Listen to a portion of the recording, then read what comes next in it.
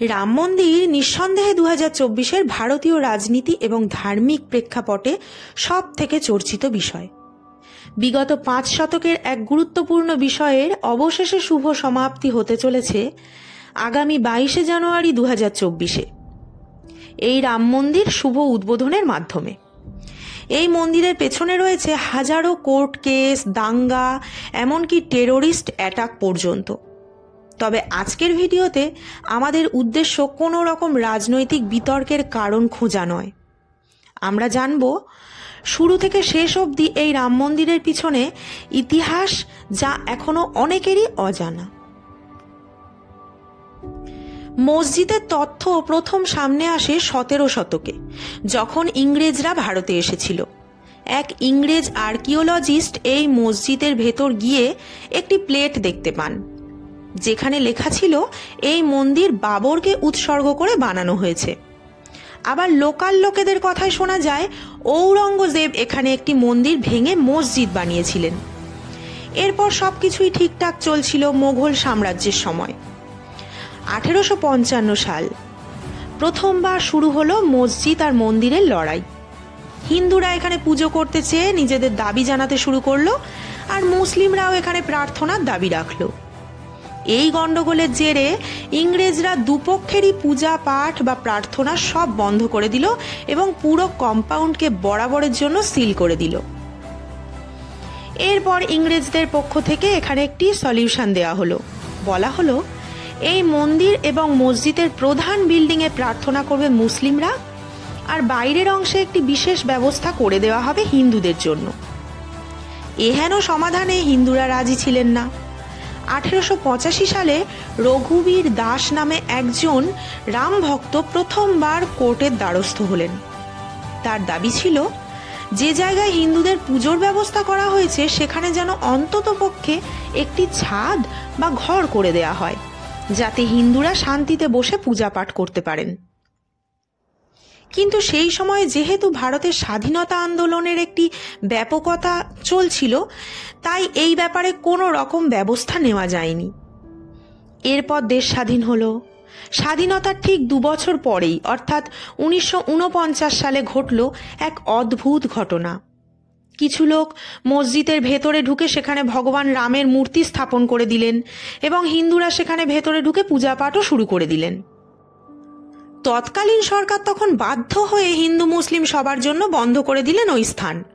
শুরু হলো আদালতের কড়া নাড়ানো।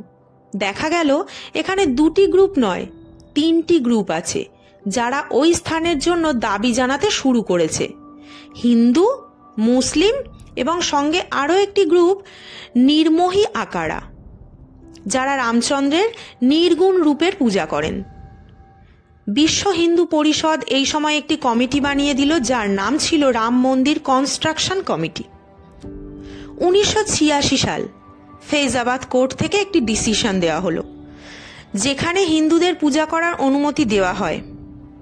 যথারীতি মুসলিমরা এই রায়ে অসন্তুষ্ট হলেন এবং তারা নিজেদের দাবিতে একটি কমিটি গঠন করলেন, যার নাম বাবরি মসজিদ অ্যাকশন কমিটি। এর জবাবে হিন্দুরা গঠন করলেন রামলালা বিরাজমান কমিটি। এর মধ্যে কোনো গ্রুপেই কিন্তু ভাগাভাগিতে রাজি ছিলেন না। তারা সবাই চাইছিলেন পুরো অংশটাই নিজেদের পক্ষে পেতে। 1990 সাল লালকৃষ্ণ আদবানির নেতৃত্বে বেরোলো সেই বিতর্কিত রথযাত্রা সোমনাথ থেকে উত্তরপ্রদেশ। কিন্তু লালকৃষ্ণ আদবানি এই রথযাত্রা চলাকালীন গ্রেপ্তার হলেন বিহারে। সেই সময় ভারতীয় জনতা পার্টি আদবানির গ্রেপ্তারে অসন্তুষ্ট হয়ে সরিয়ে নিল সেই সময়ের ভিপি সিং এর সরকারকে দেওয়া সাপোর্ট। 1992 সালে চরম আকার নিল এই সমস্যাটা। কিছু কর সেবক একসাথে হয়ে ভেঙে দিলেন মসজিদের বিল্ডিং, আর সেখানে বানিয়ে ফেললেন একটা ছোট্ট রাম মন্দির। আগুন ছড়িয়ে পড়ল সারা দেশে। জায়গায় জায়গায় শুরু হলো হিন্দু মুসলিম দাঙ্গা। গুজরাতের কুখ্যাত গোধরা ট্রেন কাণ্ড তার মধ্যে অন্যতম। গোধরা ট্রেন কাণ্ডের ইতিহাস যদি তোমরা পুরো জানতে চাও তাহলে কমেন্ট বক্সে জানিও। আমি নিশ্চয়ই এই ব্যাপারে একটা ডিটেলস ভিডিও করে তোমাদের সাথে সেই ইতিহাস শেয়ার করব। তারপরে আবার আসল কথায় ফিরে যাই। 2002 বদলে গেল সরকার। প্রধানমন্ত্রী অটল বিহারী বাজপেয়ী অযোধ্যা বিভাগ নামে একটি কমিটি গঠন করলেন। এই সমস্যার সমাধানের জন্য। ধীরে ধীরে আইনি লড়াই গতি পেল। বহুদিন চলে আসা বিতর্কিত এই মামলা উঠে এলো এলাহাবাদ হাইকোর্টে। এলাহাবাদ হাইকোর্টের নির্দেশে ভারতীয় আর্কিওলজিক্যাল সার্ভে টিম ওখানে সার্ভে করা শুরু করলো। তথ্যে উঠে এলো সেখানে 12 শতকে একটি মন্দির ছিল এবং 15 শতকে ছিল একটি মসজিদ।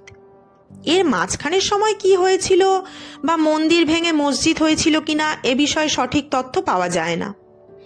তবে সেখানে যে প্রথম একটি মন্দির ছিল এবং পরে একটি মসজিদ হয়েছিল এ বিষয়টি পরিষ্কার। এলাহাবাদ হাইকোর্টের সমস্ত শুনানির পর নির্দেশ এলো এই স্থানে 3টি ভাগ হবে। হিন্দুরা একটি পাবে, মুসলিমরা একটি, আরেকটি যাবে নির্মোহী আকারার কাছে। কিন্তু 2011 সালে সুপ্রিম কোর্টের এই মামলা আসার পর সুপ্রিম কোর্ট নাকচ করল এলাহাবাদের কোর্টের এই নির্দেশকে। এরপর প্রায় 9-10 বছর ধরে সুপ্রিম কোর্টে চলল মামলা। 2019 সালে টানা 40 দিন ধরে চলল চূড়ান্ত শুনানি, যেটা ভারতের আইনের ইতিহাসে দ্বিতীয় সর্বোচ্চ। অবশেষে নিষ্পত্তি এলো মামলার। সুপ্রিম কোর্টের নির্দেশ অনুযায়ী হিন্দুদের দেওয়া হলো 2.77 একর জমি, যেটা এই স্থানের প্রধান জমির অন্তর্গত।